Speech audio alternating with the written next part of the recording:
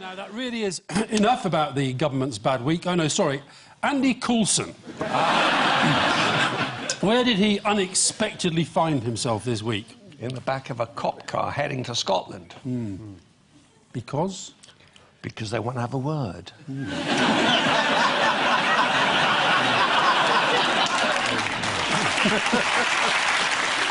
I had absolutely no idea that you were a gangster. Brilliant. Andy Coulson.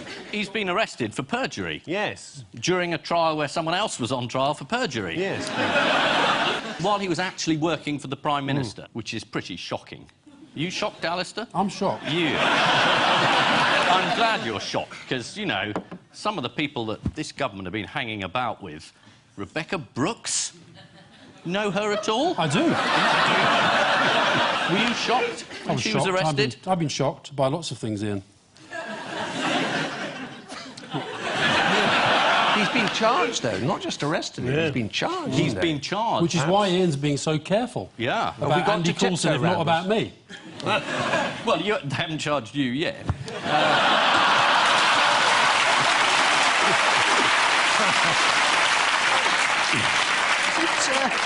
Is it hot in here? In case anyone thinks I'm being gratuitous, I know that Alistair is going to be reasonable tonight, because he told Leveson, I am robust, but I'm not a bully. So no matter what anyone says, you're going to be really reasonable. Tonight? No. That's good, though, to remember. Like, if your kid gets caught, like, kicking a fat kid, just go, no, he's not a bully, just robust. He's robust.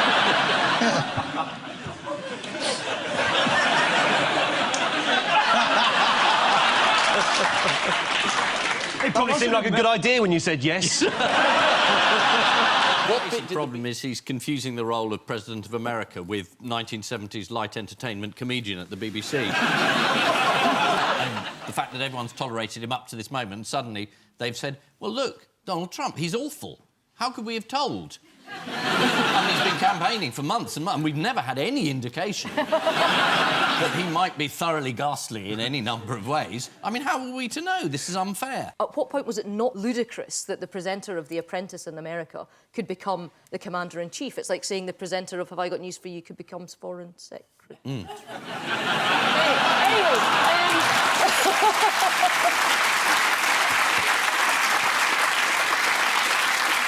I'm sure that loyalty will be rewarded. Yeah, people wanting to vote. Unmanageable turnout of 65%. That's the Lib Dem votes being chucked in the river. Goodbye to you. Go and watch a film, one of your husbands. Hello, Gordon. Piss off. Did you stay up for Lembit?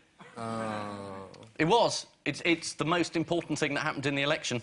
Because? It's quite funny.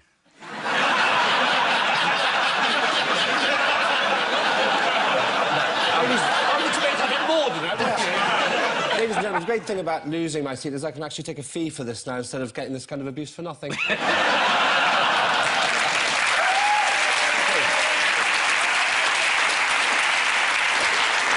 It is indeed the overwhelmingly indecisive outcome of the election. In fact, we only know one result for sure. Don't we, Lembit? Can we get on with this? I've actually got an appointment with the job centre in about half an hour. They phoned earlier, they cancelled.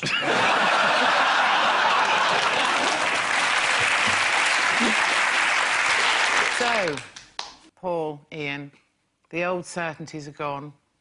It's time for unlikely alliances. Paul, could you ever find it in your heart to put your bitter rivalry to one side and form a coalition with Ian? Yeah, all right. Go on, then.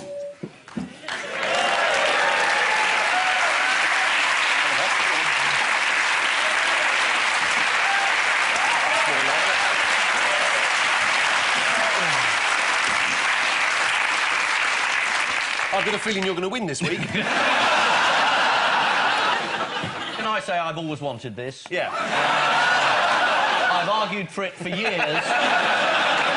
And any suggestion that I'm doing it as a matter of convenience is not true. I agree with Nick. Paul.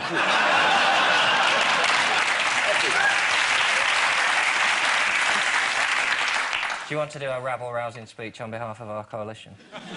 I think what we offer is not them, basically.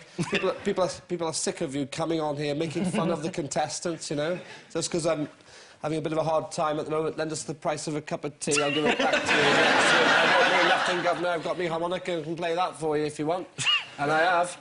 No, I have. Got to find some change. I have. Are we witnessing a mental breakdown?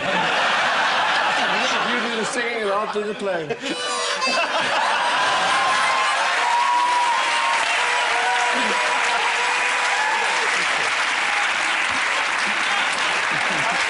What bit did the BBC get wrong? This idea...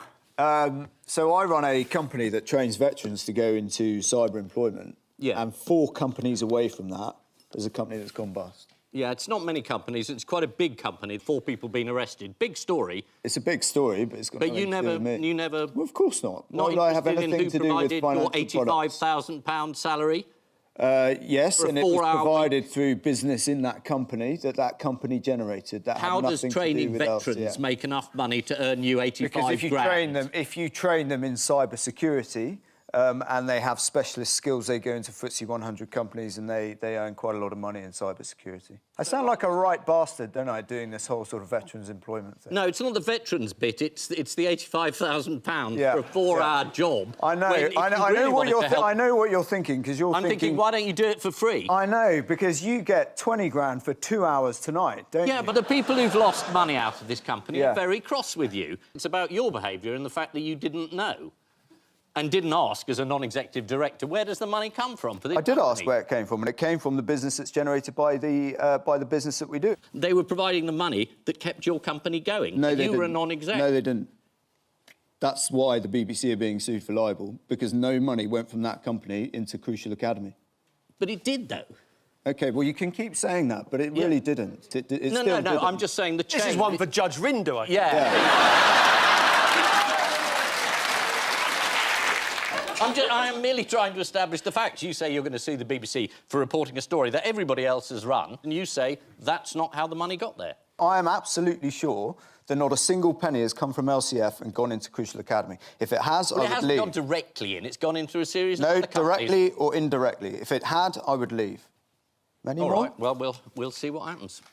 This is like all of my Christmas dinners with my family. Remember Anne Widdecombe?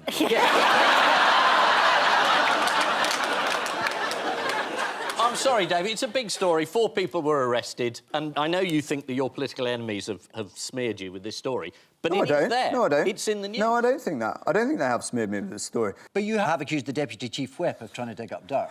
The Deputy Chief Whip has decided to go and ask friends of mine that I served with in the military whether or not things in my book were correct, and obviously I found out, wasn't overly pleased. That book was signed off by the parents of individuals who were killed in that war and who fought with me and my soldiers, but obviously not good enough for the Deputy Chief Whip. And when I confronted him about it, he claimed that was his job, to kick the tyres. And when I spoke to my friend, who he had actually spoken to, he hadn't done anything like that at all. He tried to get some dirt and blackmail me to vote for the Prime Minister's deal in January. That's why they did it, to try and force your vote. Yeah. Right. Nice place, politics. Yeah, it sounds great. Yeah, why did I sign up? Why did you? Yeah. Like Anne Widdecombe. Remember her? Yeah. Look at the top pledge on the top. We will invade Iraq against the wishes of the people of Britain. Yeah, but it was Miliband who stopped the invasion into Syria. That's And? something for him, isn't it? I haven't heard you say much about that. No, because I'm more interested in the previous one, which Well, you they were were wrong. involved in. And we made it clear that's so. We made a mistake. There's no doubt about that. But give Miliband the credit for stopping us doing the same thing with Syria. OK, because was Cameron that... was about to get to do it with the Americans. Yeah, no, I have no problem with that. And Obama You just took don't work the hit. about it or talk about it. Anyway, that's the difference between us. Yeah. Should we start again? But you say I don't think so. that the manifesto will only just come out, so the candidate can't be expected to know what's in it. Is the manifesto meant to be a massive surprise to Labour candidates? No, but when you get... Well, in our party, you have to get it through the national executive, and we have a policy making for the manifesto. You don't know necessarily what's coming through. I think some great things have come through, particularly when we're dealing with the Leveson report and what are we going to do about making the press more accountable. Yes, that's quite important. You're going to legislate, aren't you? What we said about that, we will carry out what Leveson said. We wait to see the press... Leveson said nothing about a royal charter. He didn't mention it. I would have thought you, as a journalist, might find that's an important point. No, as a journalist, it's an unimportant point. Oh, blimey, in private eye, you're sued every day, for God's sake, for what you say about people. No, we're not. And certainly not about you. I know you've got problems with the press and your private life, John. I think the last time you raised it, you got the same move. Why don't you be more specific and say it? Usually straightforward in private eye. What's your complaint? OK, you're very, very unhappy about the press's intrusion into your private life, because they revealed you were never having an affair complained with about Tracy it at Temple. all. And it was very embarrassing for you. No, it wasn't. God, it wasn't embarrassing. No, I made a mistake. I owned up to it publicly, and I was waiting for this one to come from you. You didn't own up to it publicly. You were revealed as doing it. Hey, I've got an idea. I did it at the Labour conference. Didn't you watch that? You two find a room, and whoever comes out alive is the winner.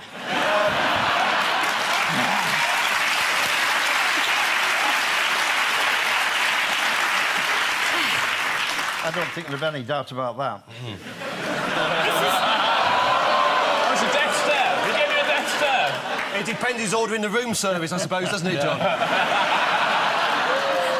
This is like a terrible family Christmas. And so to round two, the strengthometer of news. Fingers on buzzers, teams. Here's the first one. It's the London Marathon. There was a row with the Guinness Book of Records about whether this nurse should get a record for doing the shortest time dressed as a nurse.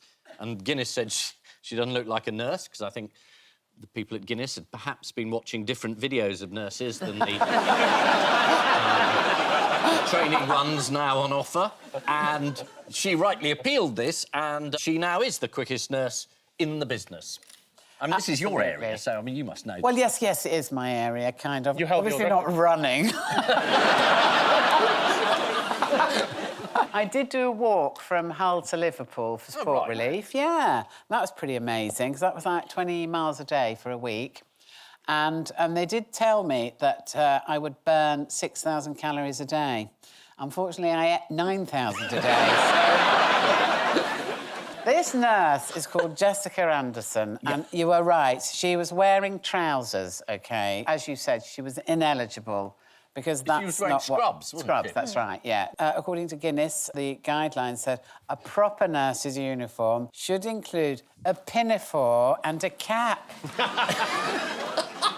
When did they write those rules? 1850s? Actually, the Daily Mail helpfully provided us with a photo of a marathon-running nurse that falls within Guinness guidelines. Here we are. What actually made them change their mind about her world record? Which, didn't she appeal? She did. She pointed out the inherent sexism, and they released a statement saying, our guidelines were outdated, incorrect, and reflected a stereotype we do not in any way wish to perpetuate, even though they just did.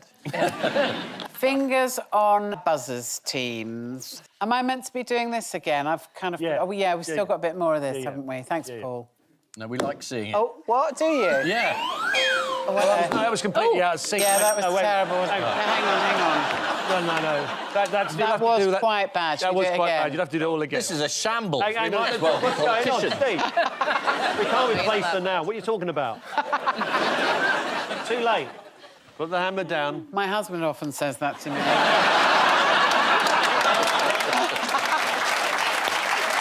OK. Fingers on buzzers, teams.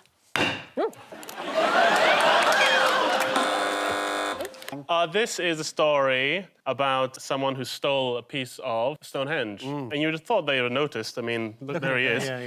Wasn't very subtle about it. He kept it and he took it to America, and he's finally returned it because after all these decades, he's got bored of a bit of stone. His name's Robert Phillips. He stole it in the 1950s when a restoration team drilled metal supports into some of the stones to keep them in position. He's just turned 90. Kept it as a memento. Why is he returning it after 60 years? Was he sick of cars slowing down in front of his house to have a look? He was worried about what would happen to it after his death. The sarsen stone... Don't ask me what a sarsen stone is, it just says it's a type one of the stones. They're different types. The standing ones and sarsen ones. Top ones. What a dork. You're not denying it. That's a completely different type of stone, which is down the perimeter. Do you like Stonehenge? I love Stonehenge. I used to go there when you could go up there and help in the building. What? Ritual is so... I mean, what are the benefits of joining this club? If that, I mean, what do you get? 10% off sports equipment? I mean, what's the great club that you have to stick your cock in a dead pig's mouth to become a member? Ian, you used to be a member, didn't you? There's a hesitation. No, I wasn't a member. It says I was a member on Wikipedia. No, that's what they all say. Yeah, which is quite embarrassing, given I spent half the week with tabloid journalists ringing me up saying, have you... Placed your chap? Clarkson in a... receptacle. Anyway, no, I was not a member of the Piers Gaveston Society. I was a member of the Piers Morgans. I won't ask what the ritual was to get into that club. Did you know people who were, though? Is that the sort of thing they did? Yeah, no. I mean, they yes, threw... yes, no. Wow. Your final 2 words on the subject? No. He asked me 2 questions. He said, did you know people who were there? Yes. And then he asked another question. So I said, yes, I did know people. Yes. No, I didn't, which is sort of my answer. Yes. I thought I was the one that was going to get a hard time tonight, and it turns out Ian is. Right, yes. This is... Is that it? We're going to just leave it alone? Lord Ashcroft getting this amazing story into the public domain via the Daily Mail. I don't think it's even a story. It's a fantasy. It's an act of amazing revenge by the Mail in cohorts with Lord Ashcroft, which the whole country has decided to believe.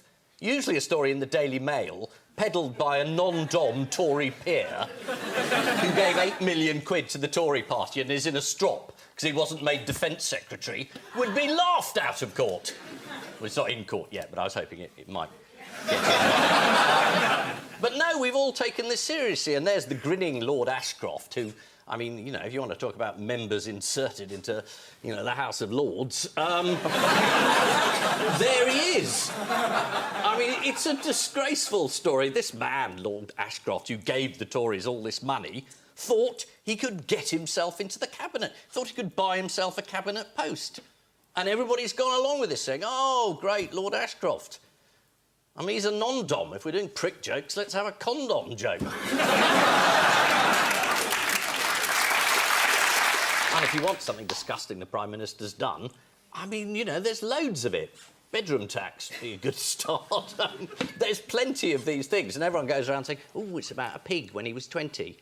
Well, how about being really appalling when he was 50?